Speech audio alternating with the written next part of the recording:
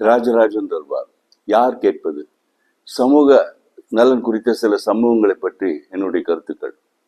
2 நாள் முன்னால் சென்னை பள்ளிக்கரணை அந்த இடத்துல ஒரு தெரு விளக்கு அதுல இருந்து மின் கசிவு ஏற்பட்டிருக்கிறது. அது பக்கத்துல 2 மாடுகள் சுருண்டு விழுந்து இறந்திருக்கின்றன. இது என்னன்னா, ஒரு தெரு விளக்குல மின் விளக்கு அதுல இருந்து மின் கசிவு ஏற்பட்டிருக்கிறது.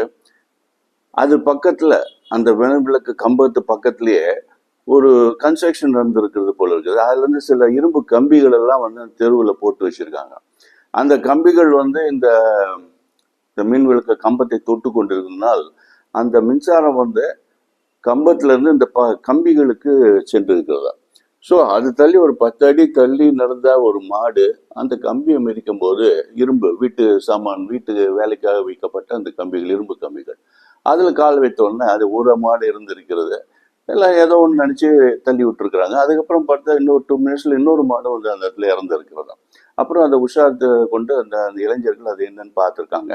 அங்கேருந்து இபிக்கு ஃபோன் பண்ணியிருக்காங்க. ஆனால் இபி அத்தாரிட்டிஸ் வருவதற்கு ரொம்ப டிலே பண்ணியிருக்காங்க போல இருக்கு.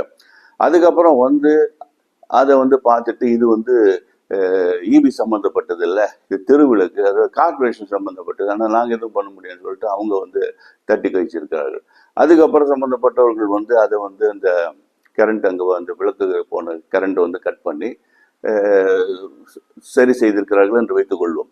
ஆனால் இது இவ்வளோ நேரமாக அங்கே அந்த அந்த பகுதி இளைஞர்களை பாராட்ட வேண்டும். அவர்கள் அந்த இடத்த இவ்வளோ நேரம் ஆகுதுன்னு சொல்லிட்டு ஃபர்தராக யாருக்கும் அஃபெக்ட் ஆகக்கூடாது என்று சொல்லி சுற்றி அந்த இடத்துல நின்று கொண்டு யாரும் அந்த பக்கம் வரவிடாமல் பார்த்துருக்குறாங்க சில மணி நேரங்கள். அதுவும் ராத்திரி சமயத்தில் வேற.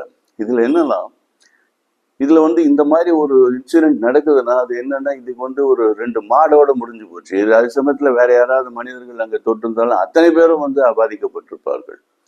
இதுக்கு என்ன இது ஒரு சின்ன அந்த ஒரு மின் கசிவு அதை சரி செய்து விட்டோம் என்று இவங்க பெருமையாக பேசி கொண்டிருப்பது அர்த்தம் இல்லை அரசு. இது இதுக்காக காரணம் யாரு? எதுக்காக அந்த மின் கசிவு ஏற்பட்டது? லாஸ்ட்ல யாராவது ஒருத்தர் அட்டன் பண்ணும்போது அதை சரியாக அட்டன் பண்ணதுனால அந்த ஒயர் வெளியில் நீட்டி இருந்திருக்கும். அதுல இருந்து இந்த மின் கசிவு அந்த கம்பத்துக்கு இருக்கிறது.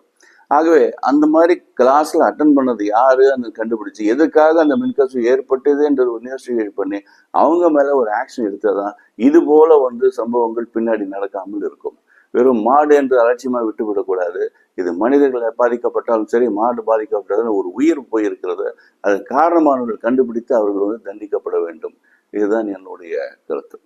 ராஜராஜன் வாசன், இந்திய மறுமலர்ச்சி இயக்கம்.